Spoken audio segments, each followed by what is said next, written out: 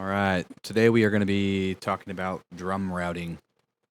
Tried to do this in a previous video, wasn't very happy with just the way I did it, so we're going to do it again today.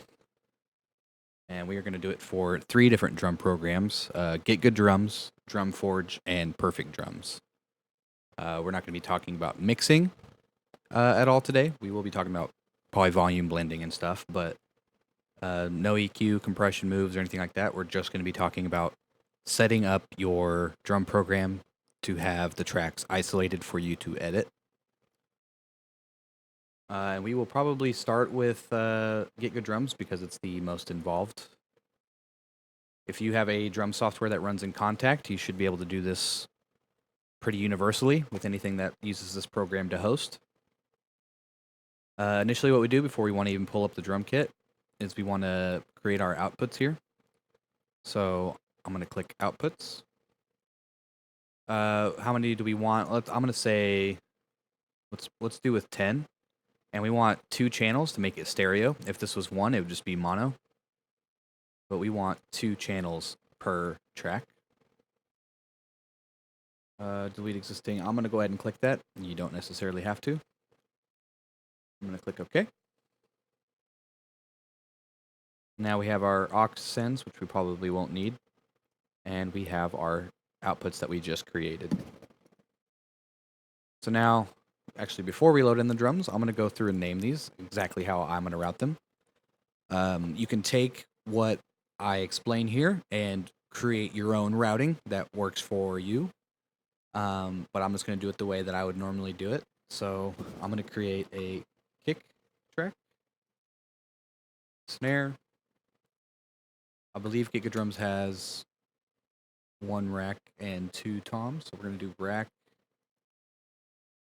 floor 2, just floor. That's floor 2.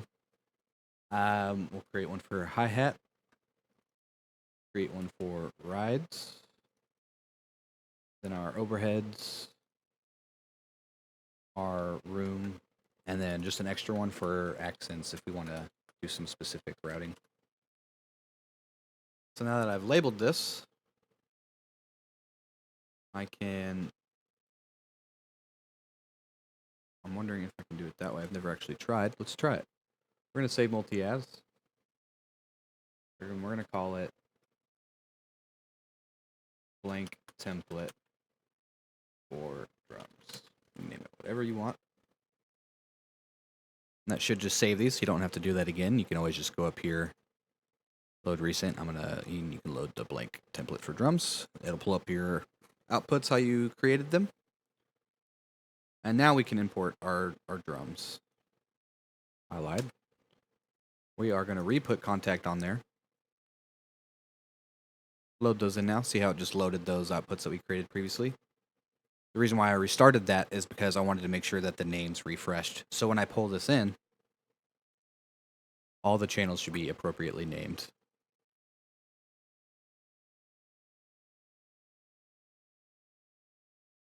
Oh, because we changed our outputs, we're not getting anything. Let's go ahead and just set this to 1, 2. Now we should be getting. Okay. So it looks like we're going to have to make a separate save after we're done as well. But this will at least make it easier to get started. So now all of our audio is being sent through this track. I just set it to 1 and 2. It's a stereo pair, so there's 1 for each speaker. So it's 1 and 2. Make your drum selections, like say we want that high tune snare, that Yamaha kick, maybe some flub, and say we don't even need that. We just want a 4-piece. Got our drums selected. We are ready to route them now. There's going to be a tab for each section of the kit. We're going to go over to kick. And now if you can see, these all say kick, but this is where the creative routing can come in. There's a ton of different ways you can do this. I'm going to do it the way that I like to do it, and then I'm going to show you maybe one other example. Everything that's going to be the kick in isolation, which based off reading these, It's just these first two. These are going to be overhead information and different flavors of room. So I just want these first two to say kick. I'm then going to send these to the overhead track that I made because they're overheads. I'm going to send all of these rooms to the room track. And once we get this set up, I can show you why it's very handy to do it that way. But if you listen now, our kick should probably sound different. It's much drier because we don't have any of these tracks being heard at the moment. Because I'm sending this to overhead and I don't have any output selected right now. I'm just going to go ahead and get everything set up first. We're going to do the same thing for the snare. Looks like these first two are going to be directly dealing with the snare in isolation. So I'm going to pull down these drop-down menus, select snare, and then I'm reading these, our overheads, sending them to the overhead channel. And then doing the same for the rooms. Now we can go to our toms. We don't really have to worry about that. We'll just go ahead and route it properly, but we send our rack to our rack channel, floor to floor, floor 2 to floor 2. These are overheads, so we send them to overhead. These are rooms, so I'm sending them to the room channel. Moving on to cymbals. I've created my own hi-hat track, so pull on this drop-down menu, HH for hi-hat. Ride, I'm going to send that to my ride channel. I'm now going to send these to my overhead and these to my room. That should take care of the routing inside the program itself, but with Kontakt specifically, there's one more step. We need to select our effects, or our outputs, sorry. So kick is 1 and 2. Snare is going to be 3 and 4. We're going to click not connected. And this is our 1, 2. This is going to be our 3 and 4. And we're just going to go down that list. So next would be 5, 6, which would be right here. 7, 8 would be up next, right here. Let's go down the list. What's nice is you can see they kind of have them in pairing of twos. They're separated by this little line here. So this should be 9 and 10. We know that was the last one to use, so now we're on unassigned. This should be 11 and 12. Next up would be 13, 14. Work our way down the list. And once you do this, you'll never have to do it again as long as you keep your files in order. 17, 18. And we didn't use that. Let's go ahead and unassign this. So we don't need any of these. I don't want anything causing issues. So I'm going to go ahead and disconnect these aux tracks.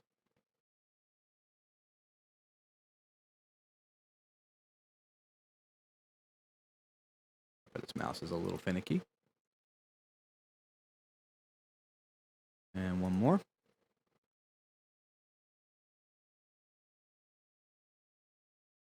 Cool. Now our drums are routed. Before we actually create the tracks inside Reaper itself, because as you can see right now, we just have one for the Get Good Drums Kontakt file. If we play that, we're probably only getting kick now. We're not getting anything else. That's because we haven't created those tracks yet. And so now we're going to save another multi, save multi as.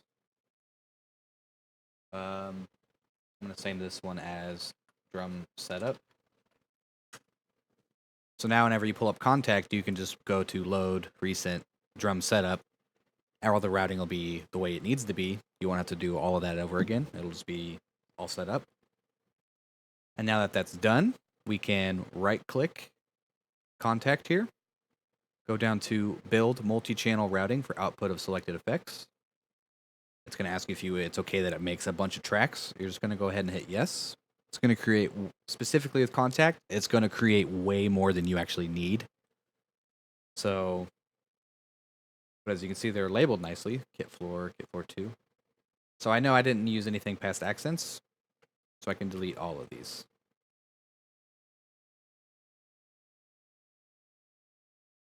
Fun tip in Reaper, if you want to select multiple tracks, just hold down Shift and click, and it'll highlight everything below the or above the selected track. So I can highlight all those.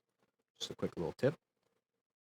Now that that's set up, we should have our snare, our floor toms, our kick, our cymbals. Now, what's cool about this, I think we're misfiring somehow. Hold on. We should be getting audio on these. I'm going to double check our routing. I did not build the routing correctly, so I'm going to delete all these. We are going to try it again.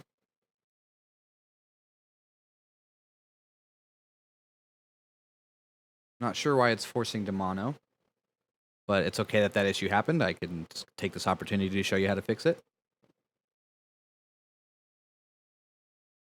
So, once again, created those routing tracks here in Reaper. I know I didn't use anything past accents, so I can get rid of all these. And now, you're going to use this as a guide. Your kick is 1-2, snare is 3-4, rack is 5-6, just down the line. So I'm going to click this sends and receives button here. If you just hover over it, you should see something that says receives. We're going to click that. And it is indeed mono. In this receives section right here, we see the audio is 1. So it's only receiving one channel of our stereo pair. So we need to click down this drop down menu, go to stereo source, go to 1-2. Kick is set up. Now do the same thing. Go to snare, go to your receives section. Notice how it says 2. That should be 3-4. And remember, if you get confused, just pull up your drums and double check. Snare is supposed to be 3-4. Rack is supposed to be 5-6. So I know that I can just go down the list now. This is going to be 5-6. I'm going to go to floor tom receives. It's going to be 7-8. Second floor tom. 9-10. Double check that. That's correct. It should be 11-12.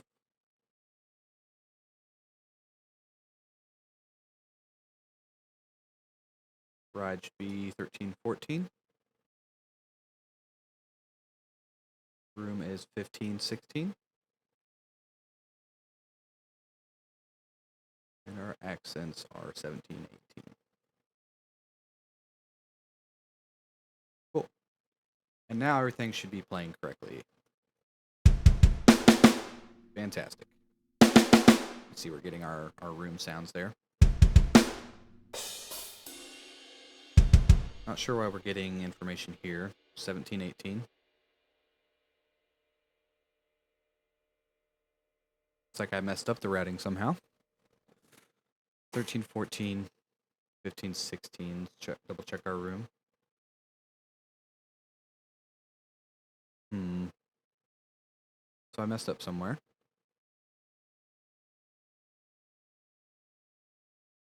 11-12. Right, it's 13-14.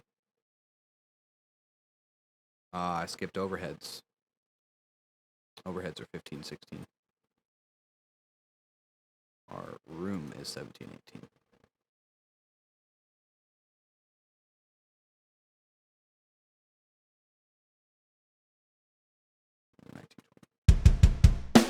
There we go. Now we're getting our rooms and overheads. So yeah, if you ever get confused, like what just happened right there, just use these as a guide to make sure that these tracks are receiving correctly. And now once you've done that, you can start getting into the fun part of blending your sounds. So you notice here, when I hit this kick drum, we're getting audio in our kick. We're getting some bleed into the snare, and we're getting some bleed into the overheads and rooms. See, we're getting audio there. if I solo this room track, you can hear what that sounds like. What that is these faders here. Because we sent these to overheads and we sent this to room. We're in the kick tab. You notice here, I'm going to solo that room sound again. If I bring these faders down, and I hit that kick drum again, we shouldn't be hearing anything. So what that lets us do is control the amount of kick that's feeding into that room channel. And for metal and stuff, I kind of like my kicks to be really tight, not too much. But I still want a hint of it there. Just a hint.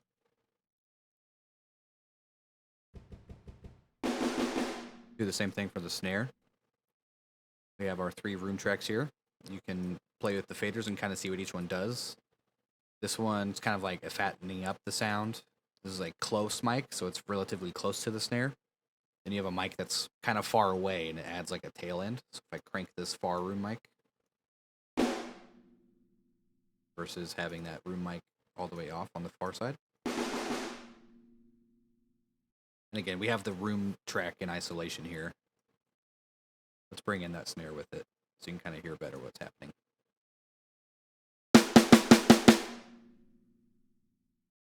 Say I wanted a really tight sound.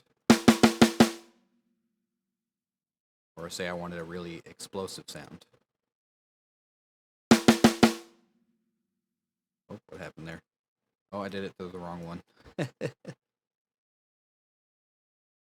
Bring those back down slightly. Bring this back up.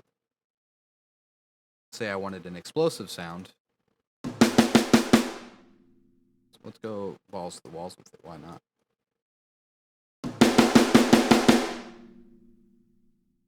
And what's cool about that, let's get a little groove out here.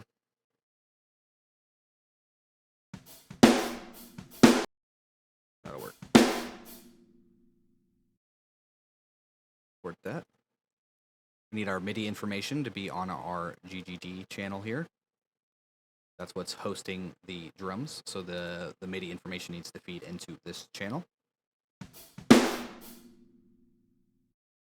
And I dialed in a super explosive room sound, but I'm going to pull that room fader, that volume fader, all the way down. I'm going to slowly bring it in.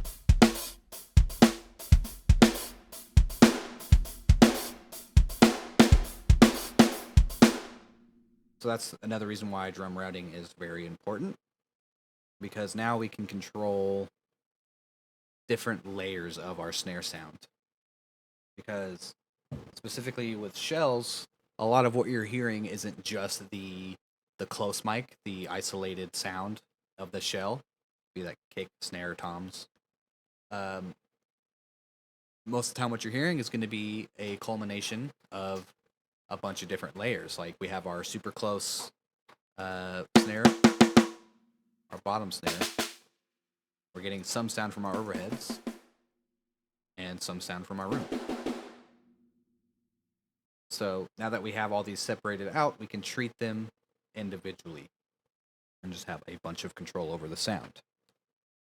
One more quick tip with Get Good Drums is notice when I was hitting this kick drum, we're getting some bleed into our snare track here. If you did not want that, if you wanted it to be as isolated as possible, you didn't want to deal with bleed, you can go to this settings tab, and they have a specific section called snare bleed. And if you didn't want anything bleeding into your snare track, pull all of these down. We go back and click our kick drum. You'll notice our snare is no longer getting information from the kick or the toms. So now everything is nice and isolated. If I just wanted to hear the kick, I can solo the kick. I wanted to just hear the snare versus the whole thing. So that's drum routing and Get Good Drums. Again, if you want to save yourself the pain of having to do this every time, make sure your inside contact, you save your multi with all of your outputs and everything selected, and your routing inside here done as well. And then you can create your routing out here. And then I would just save this as a project file. Don't like save over it or anything. So anytime you just want to start writing with some Get Good Drums, you can literally pull up this template save it as a new project, and then jam away. And that allows you to not have to set up every time. Say you didn't want these, you could still change your shells. You're not married to that. Yeah, that's how you do it and get good drums. It's a little bit more involved than the other two I'm going to show. But that's it for that. We're going to go ahead and delete all of these. And now we are going to do the same thing with DrumForge. Just going to pull up a... let's do the heaviest metal ever. Why not?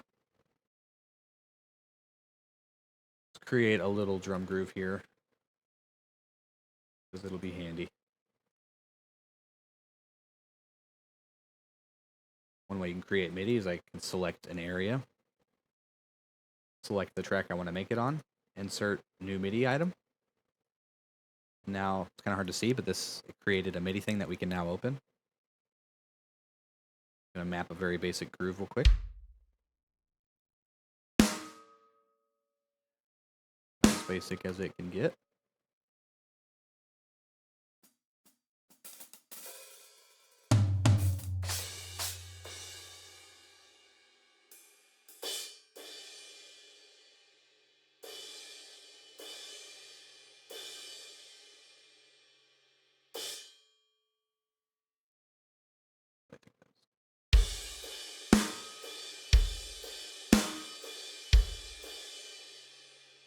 Bring these shells up a little bit.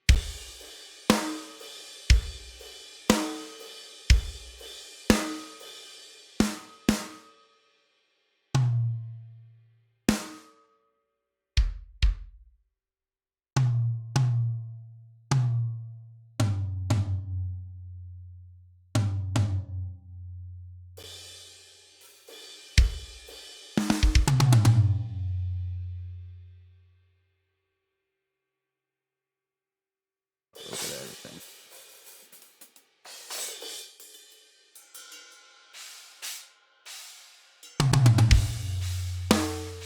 Cool. Drum groove's not necessarily important, we just need something so we can hear what we're doing. So if you have DrumForge, you can build your kit. You can do layers. Say I wanted 2 kick drums in there blended together. You could do that. So you're like, oh man, I like the pinginess of that snare, but I want some low end. Throw in a fat snare in there. That down.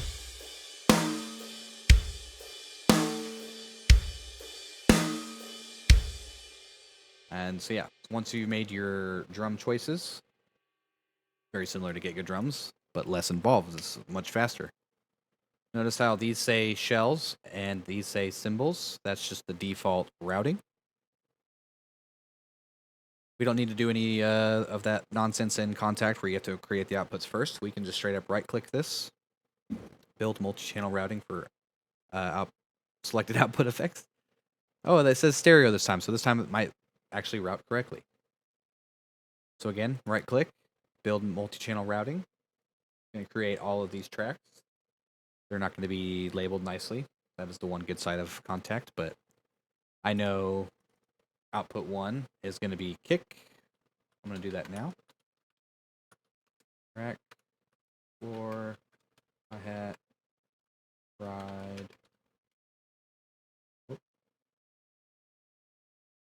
overhead, room,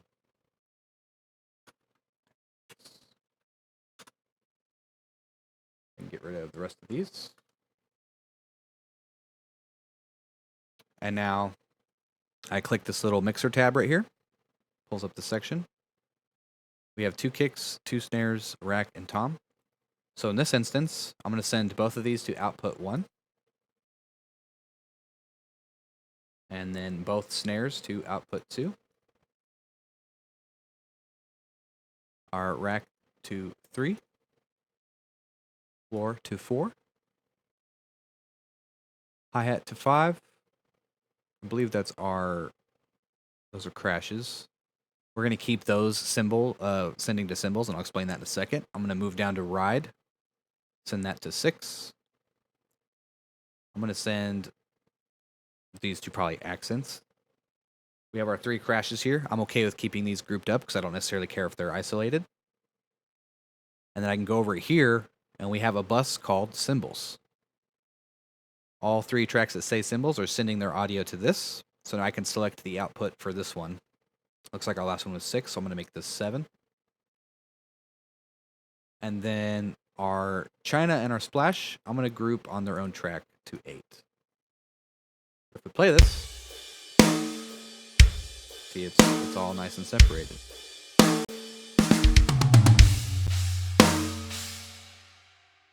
I'm not sure why, but Get Good Drums does not have a room send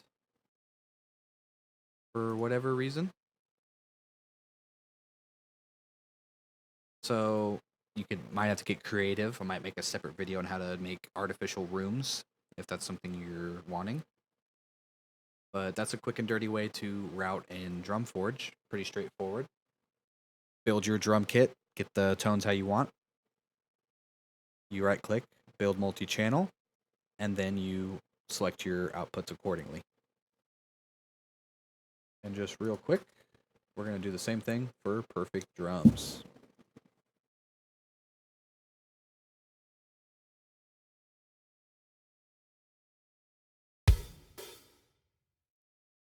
I'm really surprised if these have the same mappings. That's another thing. All drum programs are going to have different MIDI mappings. And that's fun. Not really.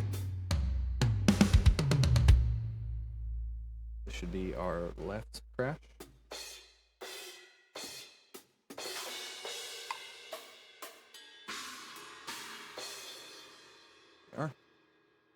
Be our right crash.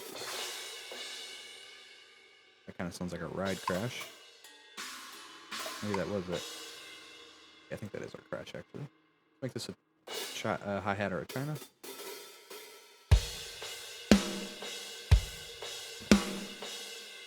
Similar to DrumForge, select your drum kit. I like the Tama or the Pearl. All the snares honestly have very similar qualities.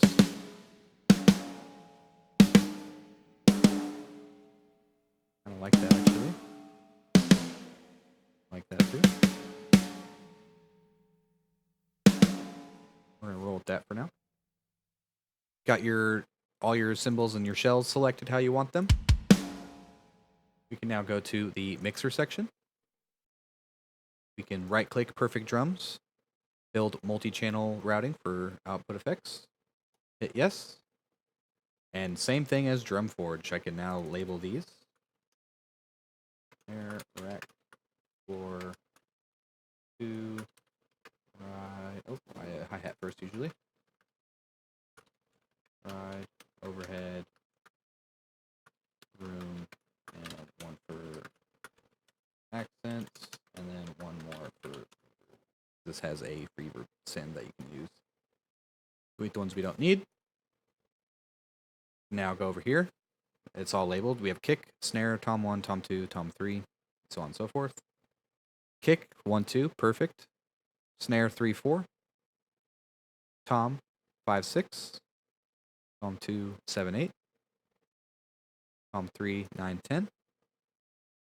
Hi-hat, 11, 12. Ride, 13, 14. They have a bell section. I'm going to send that to 13, 14 as well. Overhead, 15, 16. And room, 17, 18. And then reverb, 19, 20. Now if I play this, it is all nicely separated. And just like Get Good Drums, you have control over the faders of each thing. So if I solo this room track,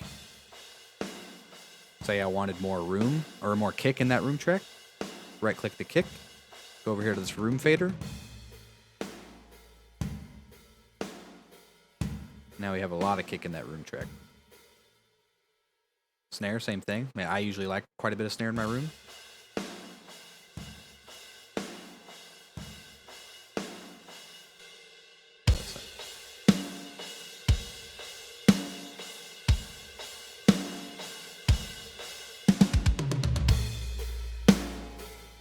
Yep, and everything is separated out. Um, you could get creative. Like I said, if you want to save space, you could try grouping toms together all in one track instead of having them separated like rack, floor, floor two. You could just have one that says toms. Send them all to that if you just want to have a quick and dirty way to route toms. You don't necessarily need to split up rides and hi-hats and chinas if you don't want to. You could all have that as one track as well. And then, yeah, just make sure you play with different levels of your overhead and room faders here. Really like solo your room channels and your overhead channels and try to get a good balance of everything. And just keep comparing, making sure that you are liking the choices you're making. Probably will be making videos soon about drum mixing. That'll be fun. But I think this is a very important step to understand if you want to take your drum mixes to a professional level. That'll probably do it for this video. Stay tuned for more.